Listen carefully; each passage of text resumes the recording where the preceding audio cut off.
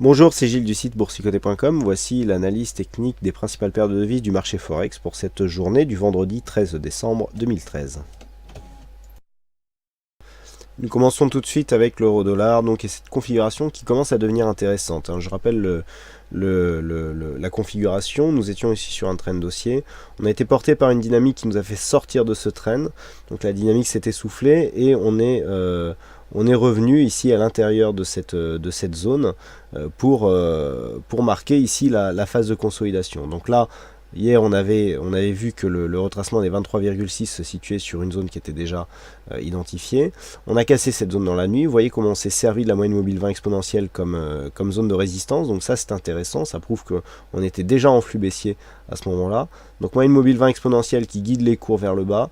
Contact ici avec la bolle inférieure, donc on a un premier signal ici de changement de tendance avec un contact ici avec la bolle inférieure, et qui plus est en réintégrant ici cette zone de trend. Donc là c'est assez intéressant, hormis le fait que bon, le 38,2% ici va être à surveiller puisque c'est l'objectif de consolidation depuis le 23,6, mais ça je vous en avais déjà parlé hier.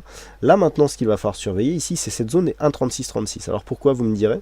Tout simplement parce que je vous en avais parlé il y a quelques jours, lorsque l'on a ici un dépassement d'un trend haussier par le haut, ça se traduit, si ce n'est pas souvent, au moins quelques fois, par une sortie qui se fait dans l'autre sens. C'est-à-dire que on pourrait presque considérer ceci comme une phase d'exagération par rapport ici au reste de la tendance, et en général, sur une sortie comme ça, lorsque l'on réintègre sur un mouvement de consolidation, eh bien, on a une sortie qui se fait, dans le sens opposé.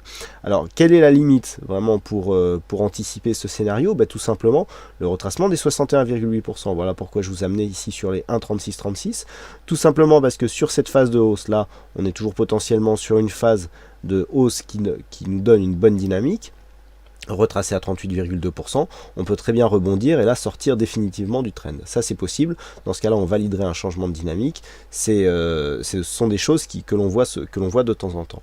Par contre, si on vient casser ici 38,2, 50% et que l'on s'approche des 61,8, là attention, on aura un affaiblissement ici de cette dynamique, et sur l'affaiblissement de cette dynamique, si par exemple on casse ici les 1,3636, on a une probabilité accrue de revenir sur les 100%, et 100% nous emmènerait sur le bas du trend. Donc ça sera vraiment cette zone ici des 1,3636 qu'il faudra surveiller pour détecter ce genre de mouvement.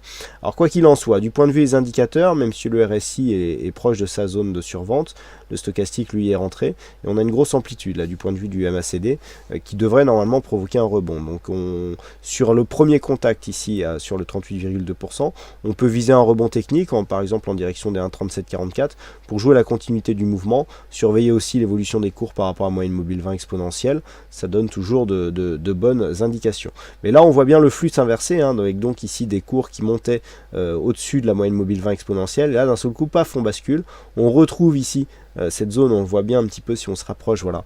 Là on retrouve ici cette zone de cours, cette zone de point haut qui cherche à casser la moyenne mobile 20 exponentielle mais qui n'y arrive pas. Pof, on accélère à la baisse et on continue. Vous voyez comment on accélère dans un premier temps, on revient sur la moyenne mobile 20 exponentielle qui, je le rappelle, dans ce cas est à considérer comme un point d'entrée, et tout de suite on confirme avec cette bougie et un contact bolle inférieure. Donc là, pour ceux qui jouent le trading en tendance, c'est déjà gagnant sur 3 bougies dans la journée. Donc là, le flux baissier est en train de s'installer sur l'euro-dollar. Sur le câble, par contre, nous validons une cassure du retracement des 23,6%, qui s'était pour l'instant imposé comme une zone de support, et donc nous avons comme objectif ici la zone des 38,2 qui se situe à 1,6218. Donc la paire livre sterling contre dollar américain est installée dans un trend ici baissier assez dynamique. Vous voyez comment le premier rebond technique ici suite au contact avec la bolle inférieure n'a pas du tout, a très peu retracé, et n'a pas de marqué de contact ici avec la moyenne mobile 20 exponentielle. On est sur une dynamique très forte, donc cassure ici assez nette du 23,6, donc en direction de cette zone des 1,7018 qui représente le retracement des 38,2%. Il semblerait que l'on ait assez de force pour aller jusqu'à 1,6213 qui correspond à une zone de support majeur sur ce cross de devise. Donc là, c'est clairement l'objectif. Entre temps, on aura la zone des 1,6256 qui est une zone intermédiaire à dépasser. Bon, là, on a un petit rebond qui est en train de se créer sur cette zone, donc on peut très bien ici faire un petit rebond. Il faut toujours jumeler les zones horizontales et les fibos. Donc on peut jouer ici à distance résistance, un rebond sur cette phase pour venir chercher par exemple un 63,11 et puis par exemple retourner à la baisse ou viser un retour sur la moyenne mobile 20 exponentielle, etc. Ça c'est selon vos setups, principal étant d'acheter des points bas et de vendre des points hauts. C'est comme ça qu'on gagne de l'argent en bourse. Donc ici, sur cette phase, bon, on voit qu'en plus on a une phase de survente, on a un retournement du MACD qui a une amplitude correcte, donc là il semblerait qu'un rebond technique soit en train de se mettre en place, mais clairement ici l'objectif se situe maintenant sur cette zone, avec donc la zone de support majeur et le retracement de Fibonacci. Invalidation de tout ça, c'est assez haut, puisqu'il faudrait repasser au-dessus de ce point haut qui se situe à 1,6418, pour espérer retourner dans une tendance haussière et donc casser cette zone de point E à 1,6466.